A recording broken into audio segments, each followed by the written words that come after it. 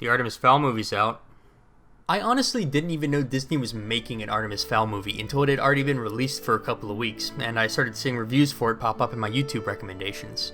I watched a couple of the reviews and, unsurprisingly, nobody liked the movie. It didn't matter if they read the books before or not, because Disney's Artemis Fowl has all bases covered by not only being a terrible movie, but the worst book-to-movie adaptation I'd ever seen.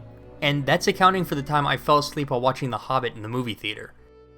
Judging by the book covers that look familiar to me, I'm pretty sure that I read the first 4 Artemis Fowl books when I was in elementary school, and I remember really liking them.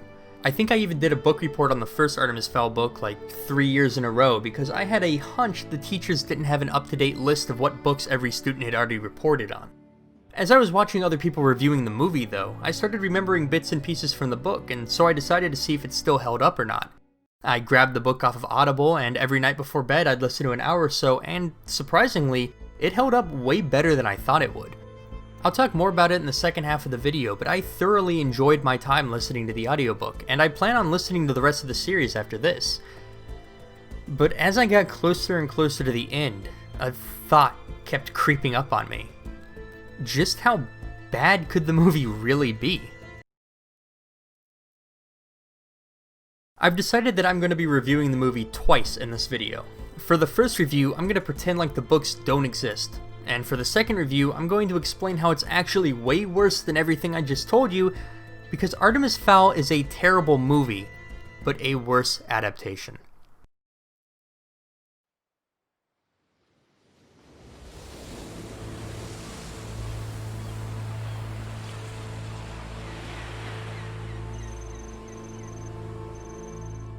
Literally, the first shot of the movie made me pause and laugh, because it's the perfect example of the level of quality and care you should expect moving on.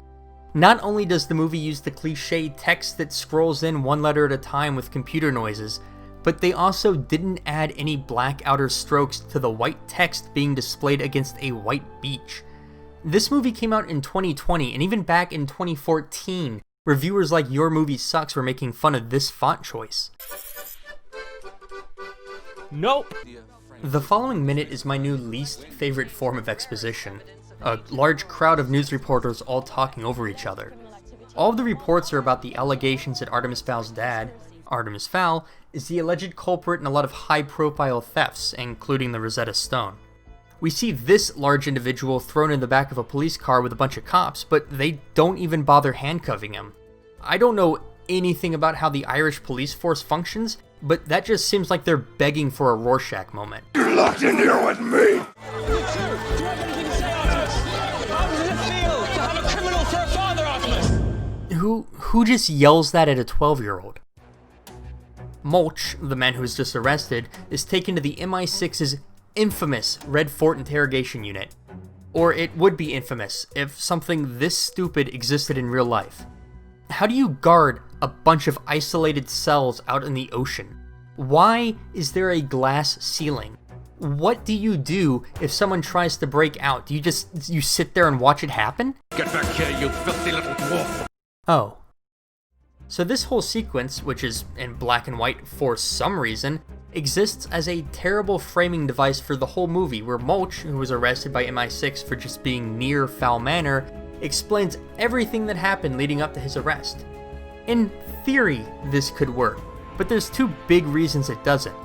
1, Mulch doesn't meet Artemis until the 1-hour mark in the movie, and Artemis only says 2 sentences to him before his arrest, but Mulch still talks about him like he just met Jesus. We want to know everything about the man you work for. The man? Oh no. This isn't about the father. This is about the son. The son. Do not underestimate the kid. 1.5. Stop using these shots. Why are there so many shots in an interrogation room where the prisoner's face is obscured? 1 3/4. Why is this security camera at a Dutch angle? 2. Mulch's arrest and willingness to talk to the police makes absolutely no sense, but I'll get to that. Let me tell you the story of Artemis Fowl. Once the movie's done wasting our time with their lazy in media res framing device, it decides to waste our time with a minute-long surfing scene. This is never brought up, it doesn't inform us about the character at all, they had to hire 6 additional crew members, and what is this cut? They already had the long overhead panning shot, so why did they add this? Did they just have the footage and go, well, it'd be a waste not to use that shot, we had to set up an extra camera and everything. Maybe if I cut away quickly enough, no one will notice that it looks like he's trying to vor the camera.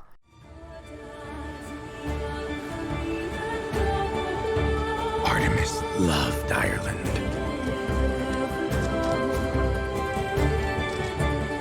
The sea and the land. Not so much the school. This is another problem with the way they decided to set up their framing device. Mulch could have been narrating this from the distant future, where he could have had time to get to know Artemis and learn these things, become his friend, understand him as a character and as a person.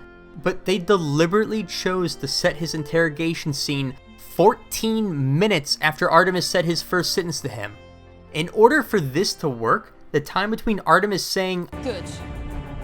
I have a plan," and the very next cut had to have included his entire biography, and Mulch must have been taking notes because he goes into a lot of specifics. When he was 7, he beat European chess champion Evan Khashoggi in 5 moves. When he was 9, he won the architectural competition to design the Dublin Opera House. When he was 10, he cloned a goat and named it Bruce. Weird choice, but he's an unusual kid. Why does he keep raising his hand? Is the teacher asking who did the things Mulch is talking about? When he was 3, he assassinated John F. President. Apparently Mulch wasn't doing a good enough job telling us about Artemis's backstory, so now we need a scene of Artemis and the school's therapist telling us about it, which in the context of this movie's framing device, is still just Mulch telling us about it. Overall, this scene is terrible. Artemis gives the cliched, "I know the textbook reply to any question you may choose to ask" response, which is just such a surface level idea of what a smart character would say. Instead of actually saying or doing something smart, he essentially just says, "I'm smart." The problem is that you don't respect anyone enough to treat them as an equal. That's ridiculous. I hold several people in the very highest esteem. Really? Who, for example? Albert Einstein. His theories were usually correct. The rest of this scene exists just to tell us that Artemis's mom is dead and his dad is absent a lot, which are 2 things that could have been explained much better to the audience. The fact that the mom is never mentioned again makes me think that her death was a panicked response to someone asking where she was after filming had already started. It would have taken 5 minutes and a block of painted styrofoam to give her a grave at Fowl Manor Artemis could have acknowledged on his way home from school. A simple "good afternoon, mother" would have worked. Or maybe he could try to act cool and distant while picking a flower he noticed at school. Some kids could pick on him, but then it's revealed that it's his mother's favorite flower as he lays it on her grave. I'm no screenwriter, but when you write a character who sticks out at school and loves his family enough to do some really stupid things to progress the plot, maybe you should try a bit harder to incorporate that into the script. There is one part in this scene, though, that if it was handled just a little bit better would have been one of the best parts of the movie, for whatever that's worth. When the scene first starts, the therapist notices that Artemis is looking at his chair, so he starts rattling off about its historical importance, and that it used to be in Buckingham Palace before his grandfather bought it. Artemis just gives a polite smile and says that it's impressive, and it's not until the conversation turns to his parents that he lashes out and reveals that the machining on the furniture tax proves that the story behind the chair is a lie and that his grandfather was tricked. And by the way, I didn't know they allowed fakes at the palace. Fake? It's clever, I'll give you that. But look at these furniture tacks. Crisscross pattern on the head, machine tooled. Makes it 1890s at the earliest. Your grandfather was duped. The first problem with the scene is this line. "This is a sensitive area, Doctor." I assumed that this was a Latin-based psychology term or something I never heard of, so I tried sounding it out and Googling, "this is a sense of Deveria," only to realize after watching the clip 10 times that he's saying, "this is a sensitive area." The second issue I have is the layout of the office in general. Let me know in the comments if you've ever had a therapy session where 5 people just stared at you from outside a full glass wall that was in no way soundproof given how large the gap under the door is. How embarrassing. Now everyone's gonna know his chair is fake. The therapist's office is just 2 chairs and a table. You're telling me that a movie with a $125 million budget couldn't find a single room that would function better as a therapist office? Where did the money go? Right.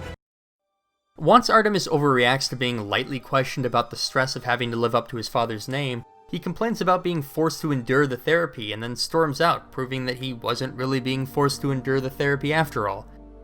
Also, I think this receptionist glitched out for a second.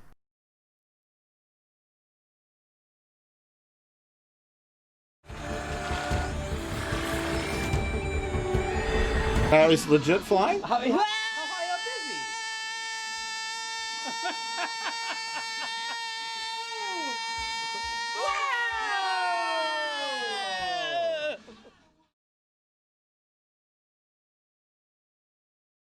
Mulch introduces us to Artemis Sr., an antique dealer who spends all of his time at home forcing Artemis to learn about fairy tales, such as The leprechauns and the banshees and the sprites and the goblins. So much so that you might even have thought that Artemis Sr. believed in the legends of the little people. He certainly shared his passion with his son on the rare occasions when he wasn't away from home. Honestly, if my dad spent all of his time home between his deployments forcing me to study fairy tales, I sincerely hope that he actually believed in them, otherwise he'd literally just be wasting both of our time. Also, look at the books that they show as an example of what Artemis is being forced to learn. We transitioned from Artemis identifying a chair was fake by its tacks to him having to learn that in Irish mythology, a banshee is a female spirit whose high-pitched wailing predicts the death of someone close. More effort was put into the letter B than the rest of this page. Mulch tells us that all of this was to prepare Artemis for a day that was coming sooner than anyone could have expected. And you know what? I'm sure spending his very limited time home drilling this information into his son was worth it. No matter what threats could come his way, he'd be armed with the most powerful weapon of them all. Knowledge. I didn't read much on trolls. Anything I should look out for? The teeth. Good to know. Okay, well, you know what? Trolls were not in that book from before, so maybe his dad just never brought them up. You used to believe in magic, you believed in the goblins, and you believed in the trolls. Artemis Sr. says he has just one more mission he has to go on, and then his work will come to an end. I'm not sure what he's even trying to accomplish on this mission because we find out later that he's already accomplished everything he could have done before the movie even started, but hey, it's just one more mission. I don't see the harm in it, even if Artemis isn't convinced. All I really want is to believe in you. Well, you used to believe in magic. That's what you said the last time, and the time before. Come here, son.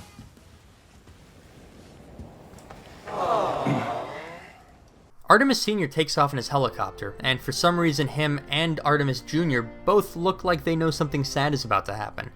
By this point, the director knew that viewers were still going to be too overstimulated by that sick one-wheeler jump Artemis made.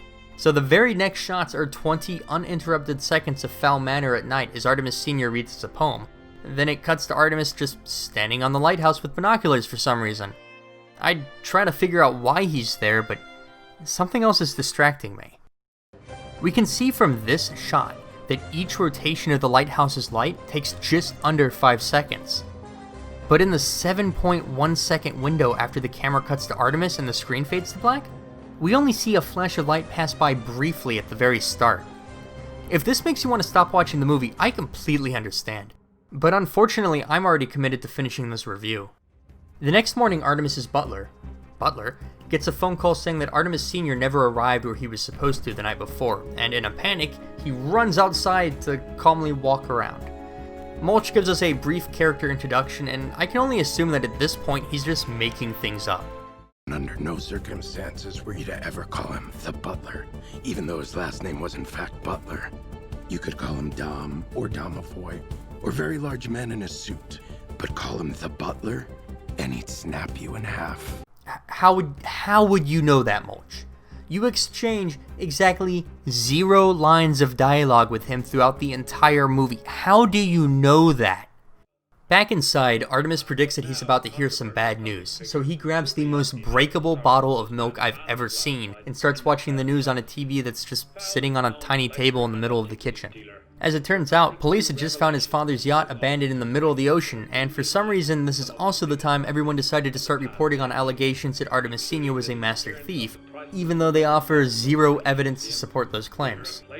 Artemis proves once and for all that he really is a genius when it only takes him 45 seconds to positively ID his own dad on TV, and when he decides to make use of Chekhov's milk bottle, he's able to make it flip its orientation in between cuts right before it hits the ground.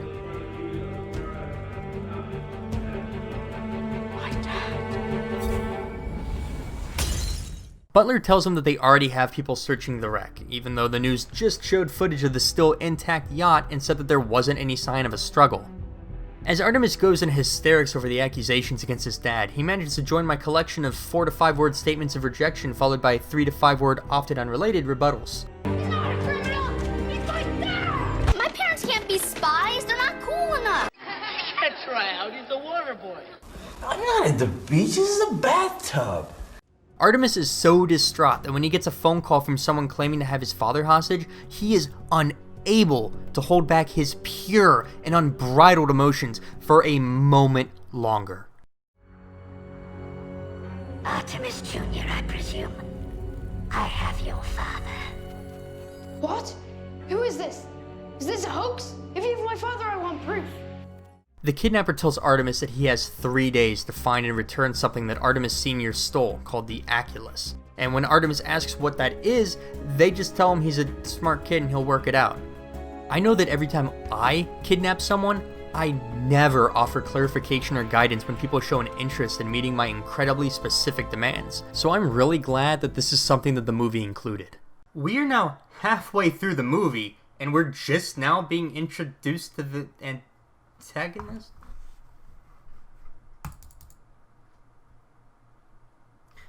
Hey, Devin with a beard. Yeah. Yeah, about this line in the script that you wrote. Yeah, we're halfway done through the movie. Just keep on editing, dude. It's what I pay you for. Okay, first off, you don't pay me. We don't make any money. We're almost destitute. Okay, so... Second, did you even look at the time code before you wrote that line? No, I didn't. Why? You realize we're only 15 and a half minutes into the movie, right? No, that can't be right. We've been... The video's already this long. What do you mean? I mean, we've only covered 1/6 of the movie. No, how did that happen? Because you keep stopping to nitpick everything. You realize that you wrote 611 words just on the therapist scene, and you spent even more time researching furniture tax so you could try to prove Artemis wrong? You had me time the lighthouse rotations. That wasn't even for like a gag or a joke. That was just, you had me do it just to point it out. Look, you're done. You're done. I'm taking over the script. I don't know, man. You go try to get the Mighty Mighty Boss Stones on the phone again about us using their song in that gag. Are you even listening? Are you even listening? My bad.